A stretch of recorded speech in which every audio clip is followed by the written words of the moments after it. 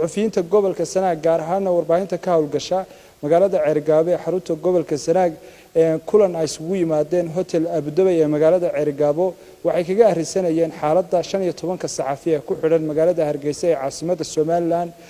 suxufiyiintu kulankaasi ay isugu yimaadeen waxay ka soo saareen bayaan ku saabsan bayaankaasi waxa lagu yiri qodobkiisa koowaad saxafiyiinta gobolka Sanaag waxay si weyn u cabaareynayaan 15 saxafi ee ku xidhan xabsiga magaalada Hargeysa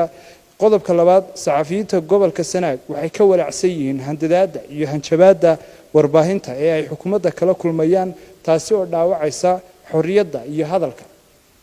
qodobka saddexaad suxufiyiinta gobolka Sanaag waxay taageersan yihiin baaqi ka soo baxay suxufiyiinta Hargeysa iyadoo saxaafadda Soomaaliland ay si guud uga siman tahay qodobka afraad xariga suxufiyiinta ku xidhan magaalada Hargeysa waxa uu si cad uga hor imanayaa dastuurka Soomaaliland sida ku cad qodobka 25aad ee dastuurka Soomaaliland qodobka shanaad suxufiyiinta gobolka Sanaag waxay soo jeedinayaan in xukuumaddu garwaaqsato miisaankana saarto muhiimadda warbaahintu u leedahay arrimaha qarannimada nabadgelyada horumarka iyo gaarsiinta caalamka qadiyadda Soomaaliland taasi oo ay warbaahinta Soomaaliland ay door weyn ka qaadatay sidii Soomaaliland horumarkeeda iyo dib u dhiskeeda caalamka u gaari lahaa qodobka lixaad suxufiyiinta gobolka Sanaag waxay ka digayaan inay sii socdaan falalka kullidiga ah xorriyadda iyo madaxbannaanida saxaafadda waxaanu ka fiirsan doonaa wada shaqaynta ay warbaahintu la leedahay dawladda Soomaaliland wabillahi tawfiiq bismillahir rahmaanir rahiim أنا وكهذا يوركم صحفيين الصومالية سولشة مركور وحنو ما هدنا قيام سوى وهم ما هدنا قيام لأن يرى ورياشة قبل كسنة قرهان مقالة عرقابو السوق بنقابي كوران كان أنت السوق بنقابسي أنت كسوق وش اللي وضع وحنا لا يعد ما هتنتين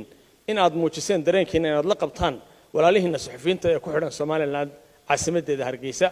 مركز صحف اللي حلو ما هم معناه دون هبل اللي حري ما هين الكوح اللي حري ما هين قيب اللي حري ما هين قلل اللي حري مقعد وين صحافة اللي حري معناه هدوي نور بنا تصاو ميل طالع حتى المجسين درين كينا أو مجسين كحنتين عاد بعد وجمع تنتين أنا قلنا صوت شان وأنا دكتور قرب تاجنا هاي وحكسته والصحافة ضلك الصوماليلاند أيدو دونيسو إن أنا كحننا وأنا كحسبنا هاي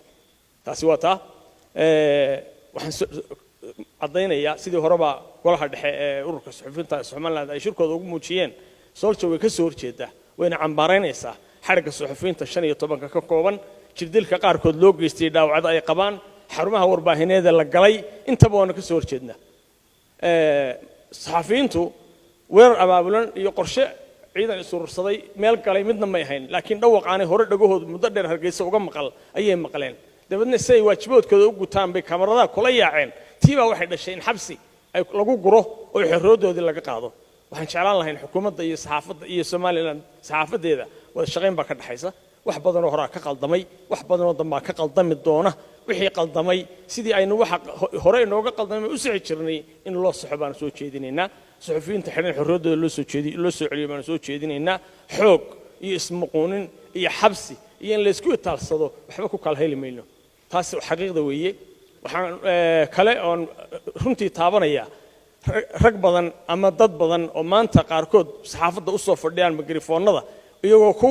rayraynaya ama ku jeesjeesaya xariga wariyaasha xiran waxaan tilmaamayaa qaar badan oo saxaafadda codkooda caalamka meel fog u gaarsiisay in maalmo dhow kamarada laga jeedin doono markay munaasabadaha yimaadaan